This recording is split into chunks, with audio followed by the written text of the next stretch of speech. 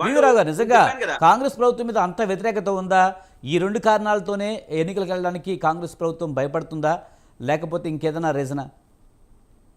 Sir అంటే ఇప్పుడు ఖచ్చితంగా పార్టీలు రైట్, రైట్. ఇప్పుడు ఏమవుతున్నాయంటే రాజకీయ పార్టీలు ఒక పక్కన వాళ్ళు ప్రైవేట్ సర్వేలు కూడా నిర్వహించుకుంటున్నటువంటి పరిస్థితి మనం చూస్తా ఉన్నాం.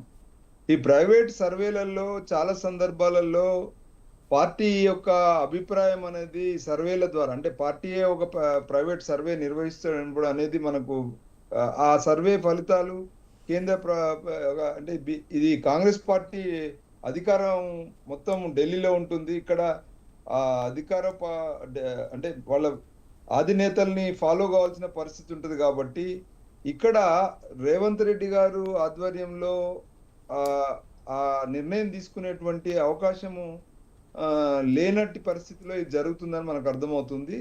ఒక పక్కన ఎప్పుడైనా ప్రభుత్వంలో ఉన్నటువంటి అధికార పార్టీలు పార్టీ ప్రయోజనమే మూలము, రాజ్యాంగ స్ఫూర్తి, రాజ్యాంగ మూలాలు లేదా ప్రజా ప్రయోజనాలు అనేది ఎప్పుడో మర్చిపోయినటువంటి పరిస్థితి. ఇప్పుడు వాళ్ళకి లబ్ధి లేకపోతే ఏ డిసిషన్ కూడా పబ్లిక్ సెంట్రిక్ గా, రాజ్యాంగ మూలాల సెంట్రిక్ గా డిసిషన్ తీసుకునే ఆ శక్తి సామర్థ్యాలను కోల్పోవడం అనేది కూడా ఇప్పుడు మనం చూస్తా ఉన్నాం. దాని ద్వారా ఈ దుస్థితి రావడము. ఒక పక్కన ఎంతో మంది ఇలా సర్పంచులు వాళ్ళ యొక్క బిల్స్ రావడం లేదని, లేదా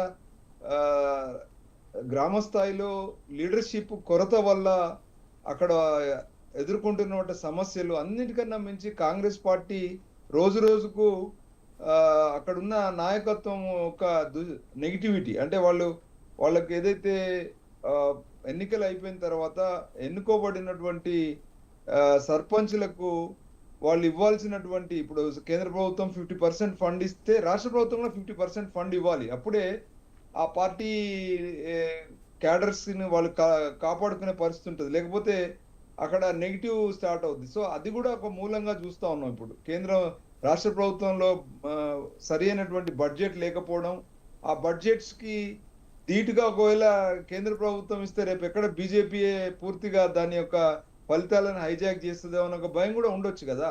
ఇవన్నీ కారణాలు ఈరోజు వీళ్ళని వెంటాడుతున్నాయా అనే ఒక అనుమానం కూడా ఇప్పుడు ప్రజలందరిలో కనబడతా ఉంది. మరి లేకపోతే ఇంత మంచి అవకాశం కాంగ్రెస్ కు ఉండింది. ఎవరైనా కూడా ఎన్నుకోబడినటువంటి సంవత్సర కాలం లోపలనే ఎన్నికలు పెట్టుకుంటే మొత్తం యంత్రాంగం అంతా వాళ్ళ చేయిలో ఉంటుంది, గ్రామాలన్నీ వాళ్ళ చేయిలో ఉంటాయి. కానీ ఇప్పుడు ఆ స్థితి వాళ్ళు తీసుకోవడానికి, అంటే ఆ పరిస్థితిని తీసుకోవడానికి భయపడుతున్న పరిస్థితి ఉందా అంటే ఆలోచన ఇప్పుడు కోర్టు ఇచ్చిన వర్డిక్ట్ కూడా అటు దిక్కే మనందరినీ ఆలోచింపజేయడం. మరి ఇంకా కాంగ్రెస్ పార్టీ మీనమేషాలు లెక్క పెట్టడం, తాచారడం ఆడడం, మరి ఇంత జరిగినా కూడా మరి కొంత మౌలికమైనటువంటి ఒక విలువలతో కూడినటువంటి రెస్పాన్సిబిలిటీ తీసుకోవడం అనేది కూడా మర్చిపోయిన పరిస్థితి ఇలా కాంగ్రెస్ లో కనబడ్డది. కారణం ఏంటంటే వాళ్ళ అంతర్గతంగానే వాళ్ళకి చాలా సమస్యలు వేధిస్తున్నాయి. ఒక పక్కన నిధుల సమస్య కావచ్చు, ఇంకో పక్కన అన్నిటికన్నా మించి రాజకీయ ఈరోజు చూస్తా ఉన్నారు.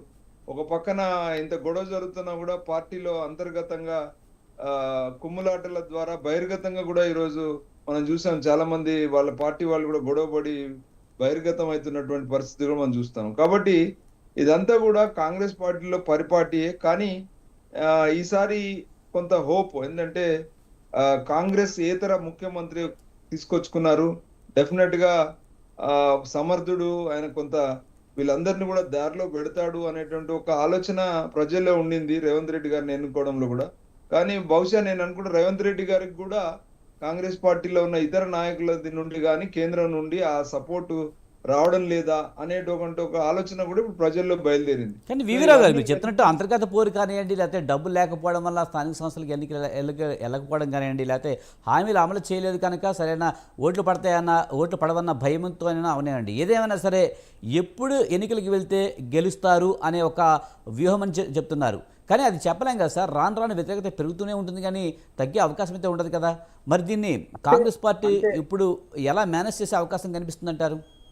కరెక్ట్. ఇప్పుడు మీరు ఏమంటున్నారంటే ఇప్పుడు వాళ్ళు కొన్ని తీసుకున్న నిర్ణయాలు కూడా వాళ్ళని వెంటాడుతున్నాయి. ఇప్పుడు మీరు రిజర్వేషన్ తీసుకోండి. ఇప్పుడు స్థానిక సంస్థలకు అతిపెద్ద ఇప్పుడు ఛాలెంజింగ్ రిజర్వేషన్. ఎందుకంటే గ్రామాలలో ఈరోజు రిజర్వేషన్స్ మూలంగా వాళ్ళకి చాలా వరకు వాళ్ళ యొక్క ఆ, ఈ ఈ ఈ ఈ మొత్తం క్యాడర్స్ అంతా కూడా ఈరోజు ఒక హోప్ తో ఉన్నారు. ఎందుకంటే బీసీల సంఖ్య విషయంలో వీళ్ళు వాళ్ళ యొక్క రిజర్వేషన్ పెంచుతా అన్నప్పుడు ఒక పక్కన తమిళనాడు మీరు ఎగ్జాంపుల్ తీసుకుంటారా, లేకపోతే ఇంకా ఏమి ఎగ్జాంపుల్ తీసుకుంటారా అనేది పక్కన పెడితే ఖచ్చితంగా ఈరోజు కాంగ్రెస్ పార్టీలో ఒక ఛాలెంజ్ ఉంది. ఏంటంటే బీసీల గోడు ఎప్పుడైతే ఎత్తుకున్నారో దాన్ని నిజంగా ఈ ఎన్నికల్లో సాటిస్ఫై చేయడానికి అఫీషియల్ గా వాళ్ళు బీసీలకు ఇవ్వాల్సినటువంటి ఇది ఇవ్వలేకపోవడం, అది కూడా ఒక పెద్ద ప్రభావాన్ని చూపిస్తుంది అని ఒక భయం ఉంది. ఎందుకంటే మీరు చూసారు ఇలా ఆ పార్టీలు గెలవాలి అంటే ఇప్పుడు అధికారంలో ఉన్న పార్టీ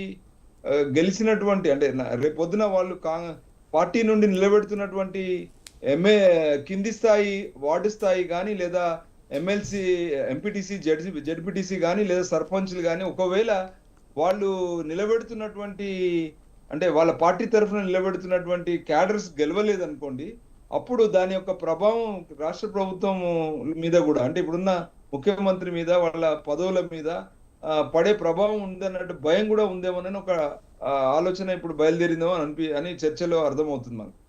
రైట్ రామిరెడ్డి గారు.